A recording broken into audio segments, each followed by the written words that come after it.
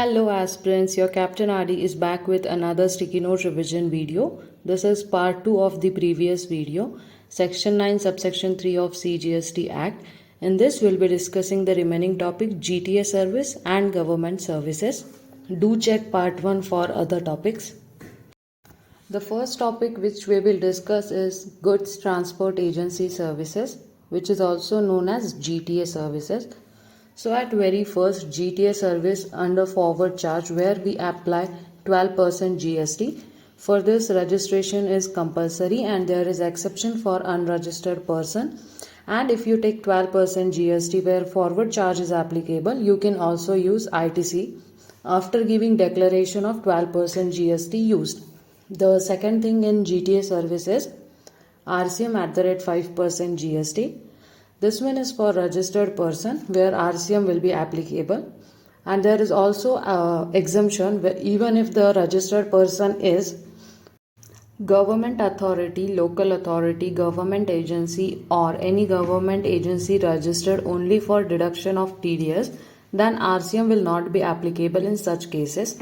The second one is unregistered person, that is notified person, in which we have factory, society, cooperative society, body corporate, partnership firm, LLP, AOP and casual taxable person, where RCM will be applicable at the tax rate 5%, and for this compulsory registration under section 24. Then third one is unregistered person which are not covered in notified category, example individual HUF. This service is exempted, no tax under RCM or forward charge. For this there is notification number 12/2017. The second service which we will discuss is government service, that is service by government to any business entity. In this following four cases, RCM will not be applicable and forward charge will be applicable. The first case is renting of immovable property. Second is service by post or Indian Railway Ministry. Third one is service related to any aircraft or vessel which is within or outside the port or airport. And the last one is transport of goods or passengers.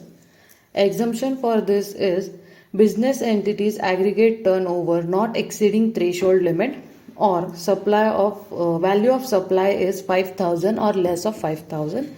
The detailed discussion of government service exemption is in exemption chapter. So this was detailed discussion of RCM under section 9 subsection 3 of CGST Act. We have discussed all the topics in the form of sticky note revision. I hope this will turn out to be helpful for you for your upcoming exams. If you need any other subjects or topics, do comment below. I will definitely share those sticky note revision as well. Be motivated, keep studying guys, and do subscribe the channel.